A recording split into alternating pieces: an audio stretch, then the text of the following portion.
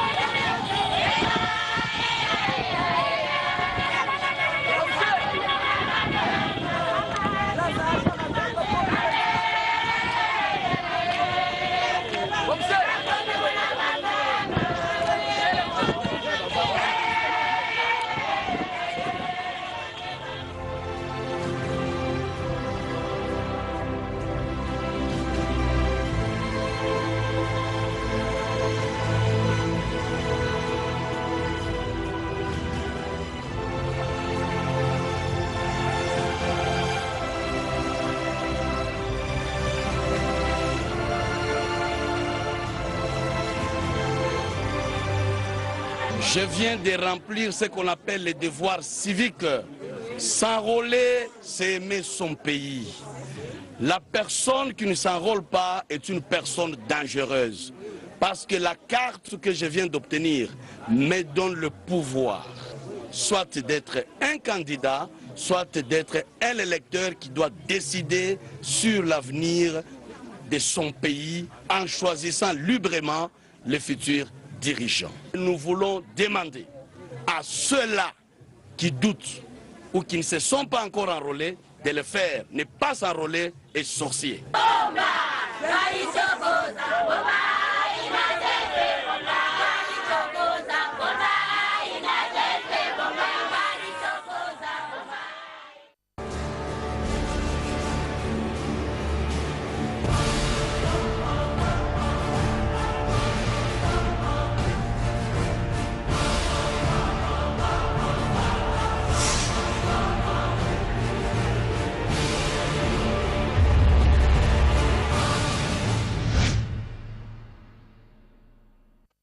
Congolais toujours kufa na mboka oyo ebele ya solo bato bazolobela kaka bato oyo bazwi bango esclave na Libye bazoteka bango mais ndenge mpe tozokufa na mboka bato bazoloba bango te. C'est chaque semaine que bacongolais bazokufa soki moke 15 alors eza pasi tala ndeko bauti koboma e investigation moko te et assassin côté na immeuble balandeli pe ata assassin yango te.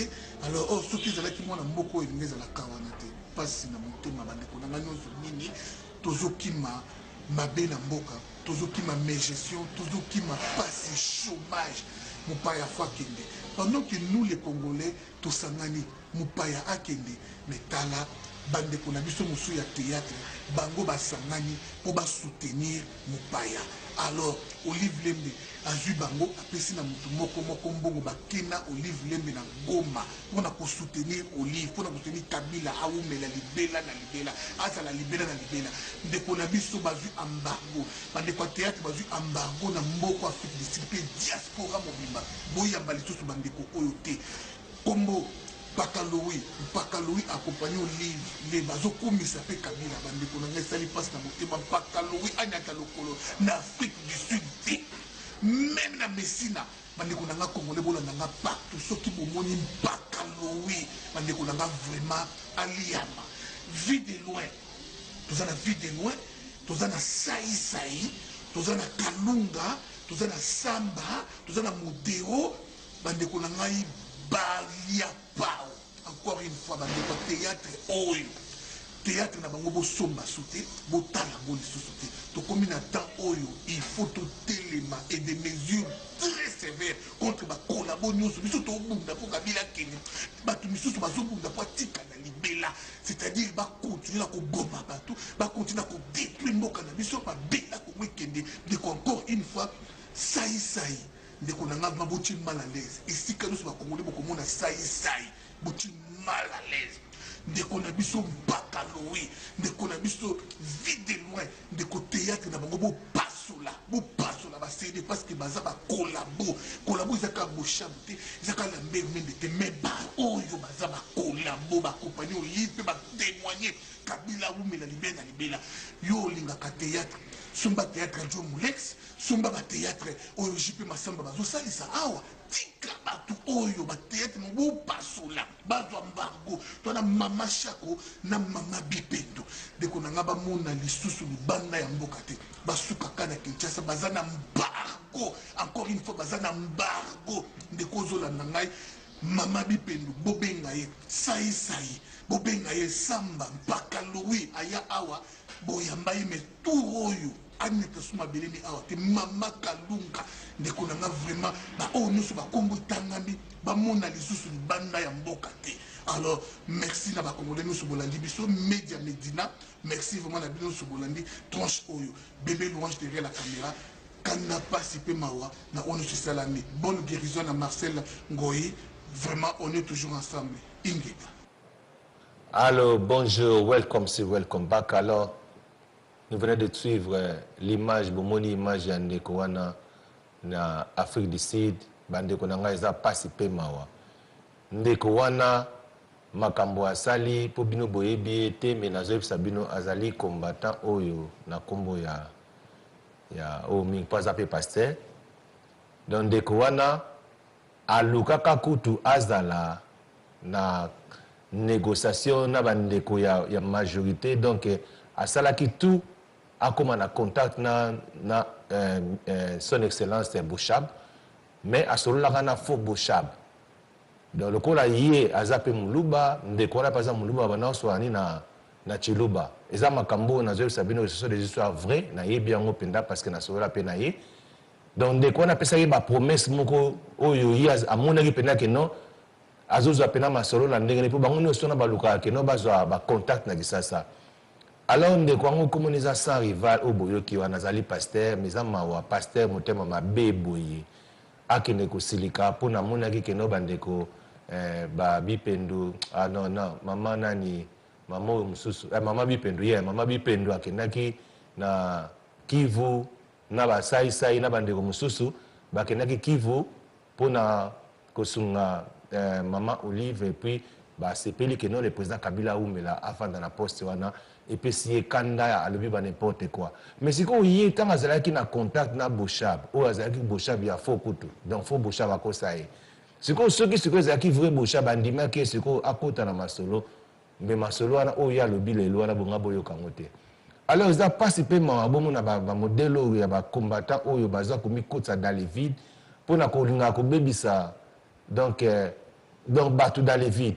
Ceux qui peuvent nous avouer combattants, ils ont évité aux autres nani pour aux autres nani à seul makambo aux autres bana sur balia pau aux autres nani pourquoi pas yomoko okei na kisasate oke no yebisa mama Bipendo ou bien na mususu ba sai bande kwa neso ba modelo yebisa ba oke no na lingi binote beaucoup misa président na poni ko lo bango te ou bien poni ni yomoko te o sala mais ça pena regrettable ya moni que non ba makambo ya bandeko ezo sala netima ba distraction mais to lo baka le loko za moko.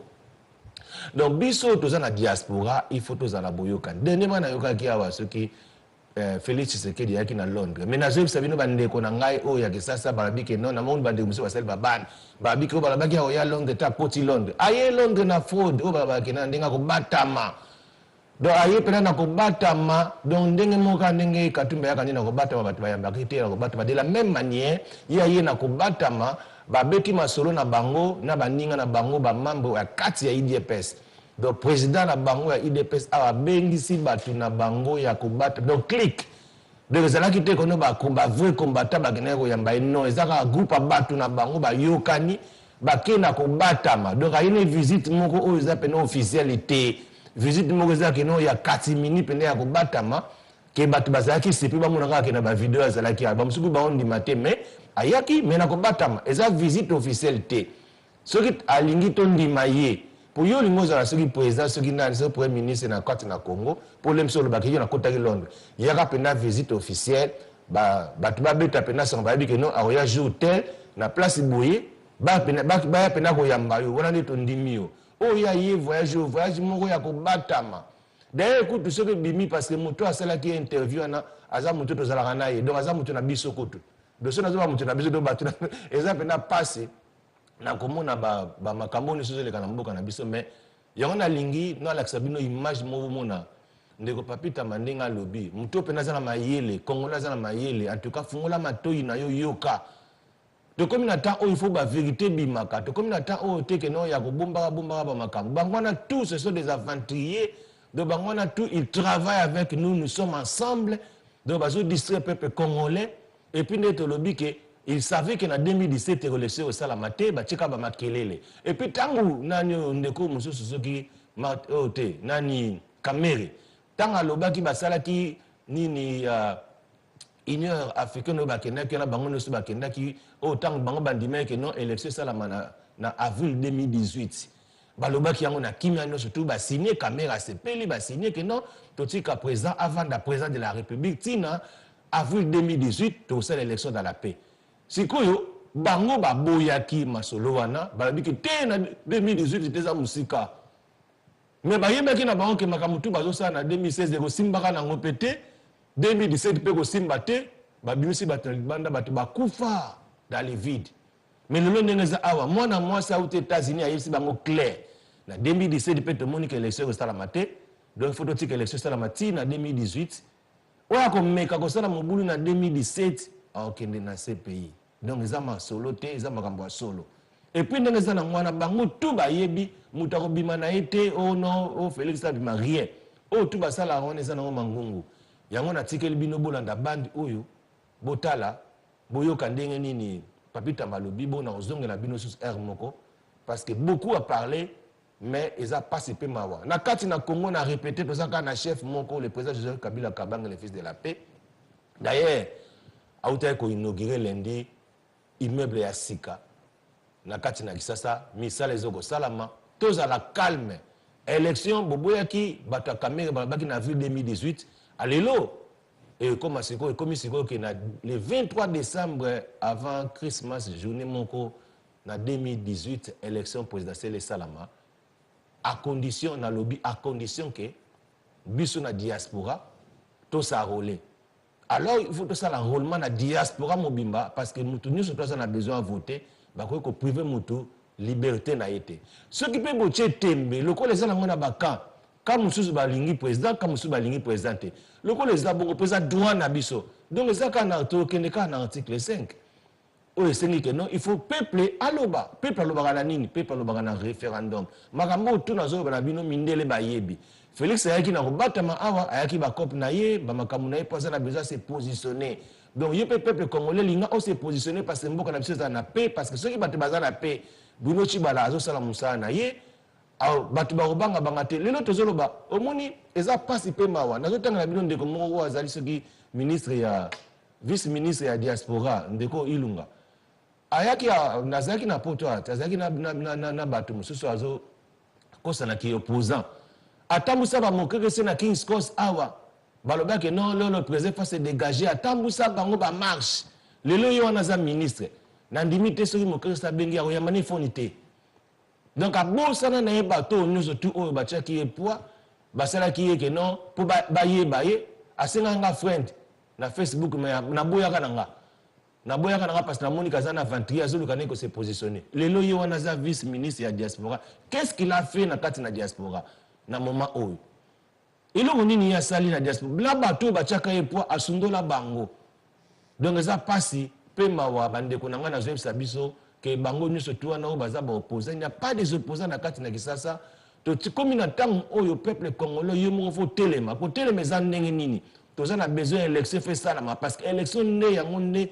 ekosilisa masolo parce que selon la constitution Et le but très clair, le président de la République reste en fonction jusqu'à l'installation du nouveau président élu. Donc cela veut dire qu'il faut élection et Sarama, président Moussoussa Koti, président Kabila PCM Bote, Abi merci au Koti na pouvoir, donc Zoa et Sika.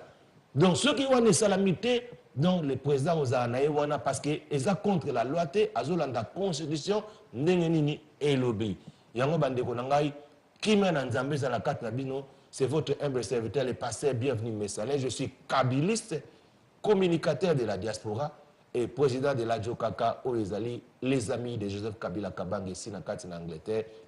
Ils sont dirigés par le président Fabrice Zombi. Donc, Bolanda, reste à programme la vidéo. Oyo, Bongo, na rozonge la bino lisusu, Nzamba Pambo la bino, Ndenge Toza Awa, Toza Lazala Pekaka, notre chef de l'État, Akoza Lazala Nae Pekaka, parce que Azali Nzambe. Oh Yanzambe, donc jamais, et si la aka bon vous melanganango. Que Dieu vous bénisse. See you next time. Bye bye.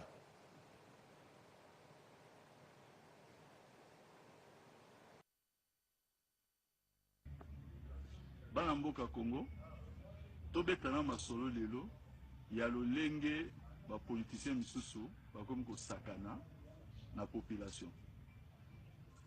Na okende musika mingite, totala non masolo kaka ya oyo ebengami maponami na kati ya mboka na biso na lopoto to benga ngo processus électoral. Police électorale na mboka na biso ebandi lelo te.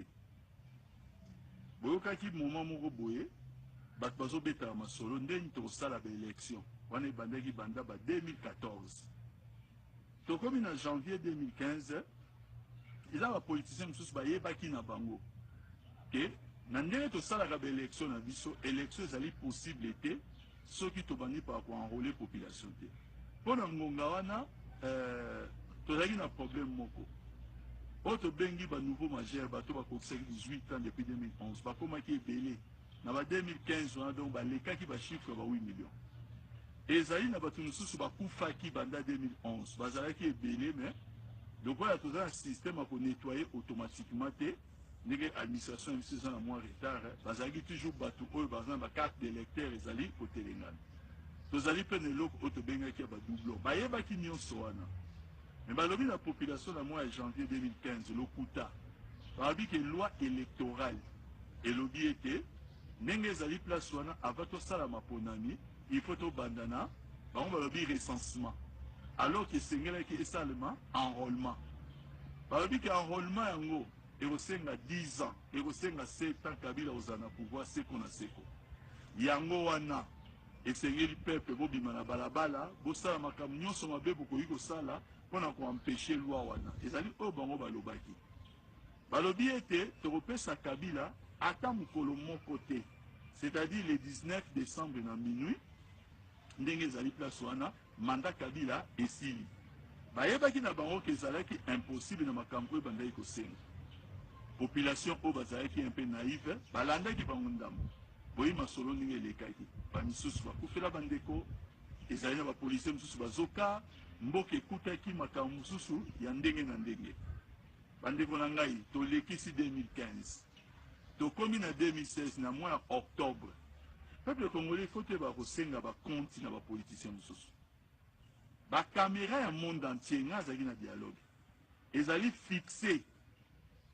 na kati ya Cita Union Africaine Monsieur Vital Kamerhe a signé document en tant que moko ya ba leader opposition na kati ya dialogue document signé ezali accord yango elobi nini maponami ezala na avril 2018 enrôlement oyo babomiselaki bato baboyaki balobi ete ifo esengeli esala 16 mois 1 jour sikoyo question oyo epuis baye kobakisa président Kabila atikala obele président titre kosala maponami mosusu donc ba raison oyo basalaki bato bakufa ba raison ngo bango mbaye ko valider yango ba valider que on intérêt nini est-ce que ezali seulement pour ba comprendre qui ou réalité oyo ba comprendre qui esengai ki baza na ba intérêt na bango pe mosusu wana eloko ya liboso eloko ya mibale tokomi sikoyo na 5 ans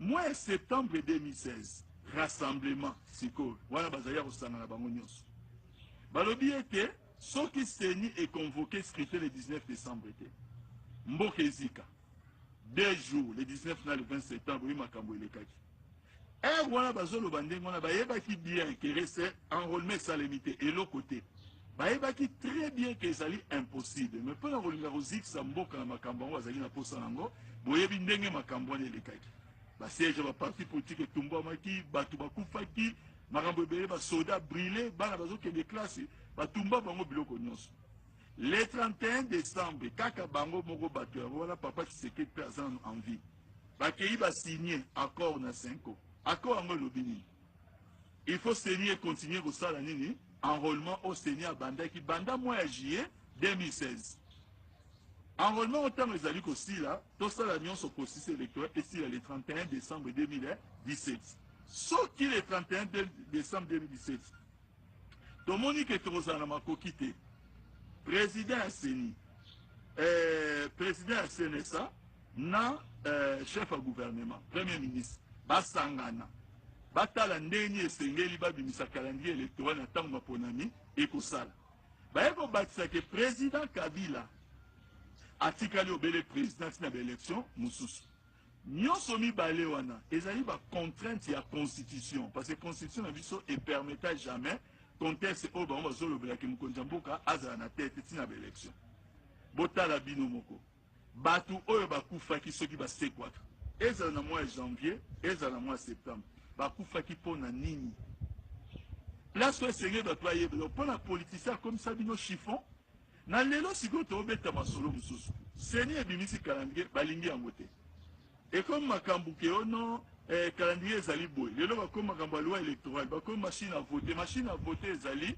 boyeba yango machine à vote ezali nini te ezali vote électronique te tolingaki tokende na maponami engai esalema le 19 juillet 2019 pour la contrainte à 504 jours au bato nyonso bayebaki soki lelo maponami ekozala le 23 décembre 2018 ezali pour la machine à voter c'est-à-dire mutu aye liboso ya machine bilongi ya bakandidat na ye ebimi abinga ina vote candidat tel azwi musapi na ye so nini apointe candidat na ye ntango apointe candidat na ye machine esali nini ebimisi nini oyo resi na ye eloko oyo ekosalema wapi ekosalema na kati ya isoloir bato aseni bakobimisa bakandidat babimi bango oyebisa bino ke ono okovote devant moto nyonso lokuta monene ntango yo moko opointe candidat na yo ovote ye ebimisi bulletin ebimisi nini oyo bordero ekobimisa wana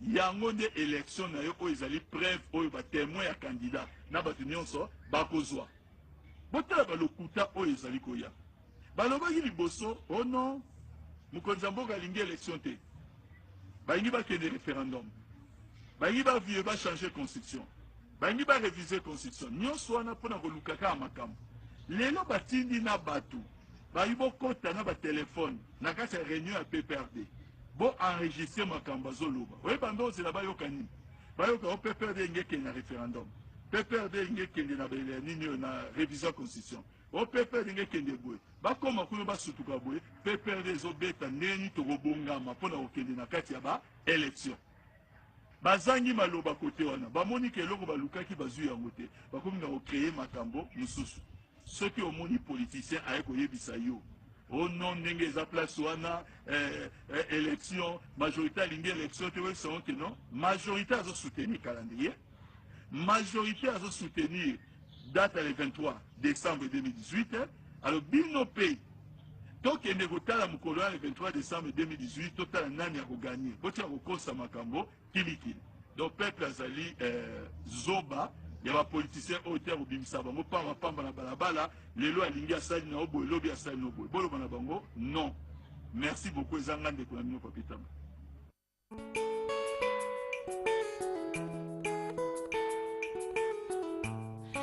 associé na ngai tala ndenge monoko epoli lokuta refule epai ya miso mpe lokola yalobaka te atangisi nde mai moyibi mobimba koteli ngai na midi ayibi kaka mbeto nasala nini bolingo ezali lokola lisano ya nintendo se epai nyonso prise ezali me yosali nini oyibinga mbeto obosani kanape tapi pe ezali me yoyibi outillage obosani artisan de chéri na ngai fali pupa chéri na ngai lobaka na ngai bolingo yanga na yo ataliwe kokabola te wayo bongoli motema likolo likambo moke papa bolingo kangelanga kanda estache seke bolingo kangelanga kanda na motema lolo profite na faiblesse como ibia kotelinga na ndako ngana sali buzoba portable chiffre moko esone paya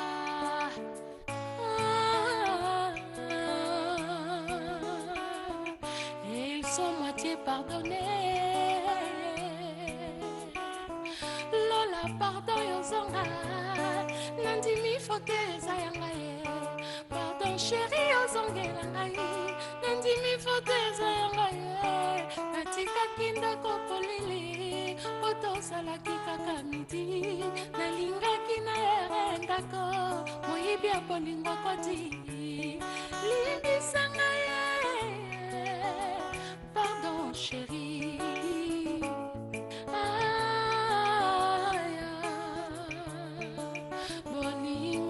bolingo esalaka pasi sokolingi moto na motema mobimba et pourtant epana ye ateyo na motema te nzokande silikona libele sokolongoli silikona bolingo pe ekei nango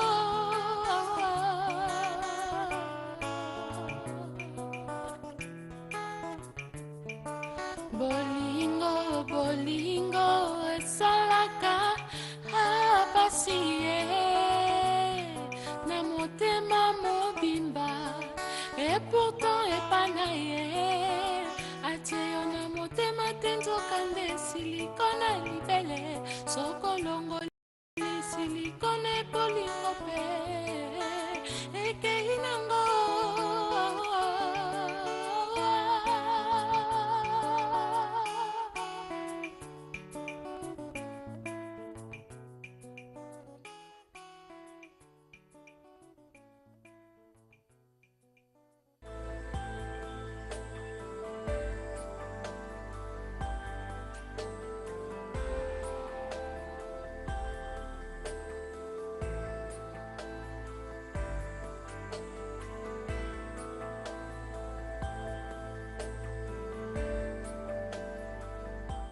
And like a mobile, we do things your Welcome TV. Nous sommes là pour répondre à toutes vos préoccupations.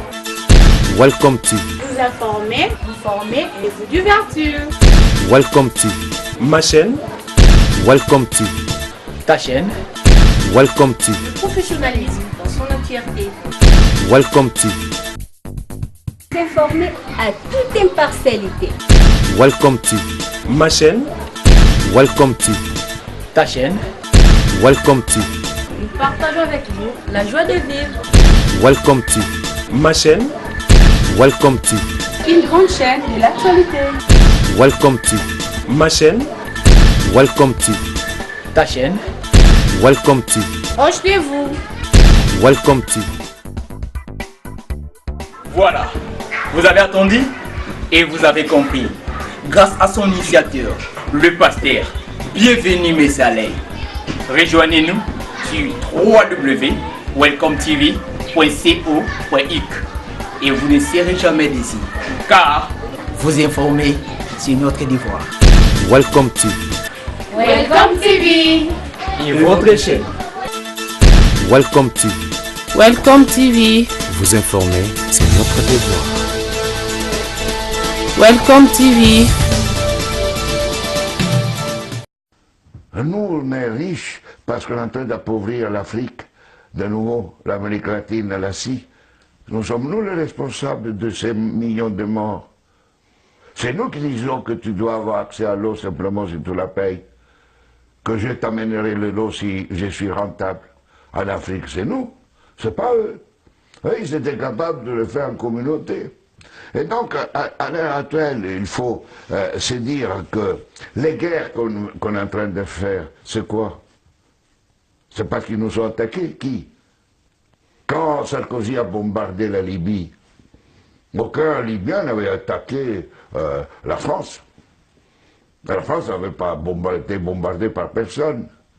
Et nous, et quand les Américains ont bombardé Bagdad ou l'Irak, parce que c'était l'ennemi du mal,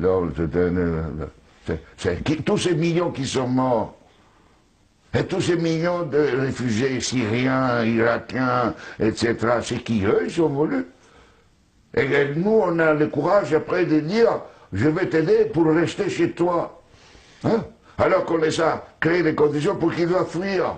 Et nous, on va dire hypocritement à cette Europe qui hypocritement donne 6 milliards à la Turquie, 2 milliards aux Libyens pour pouvoir tenir les gens qui viennent d'Afrique, où on est en train d'alimenter, nous, les guerres. Mais il faut s'arrêter de se raconter des balivernes ici. Hein? Il faut arrêter. La guerre ne se fait plus parce qu'on tue l'ennemi. La guerre est devenue, grâce à la technologisation, elle était aussi d'avant, mais elle est devenue une activité économique la plus rentable après l'industrie pharmaceutique et l'industrie informatique. On fait la guerre parce que c'est rentable.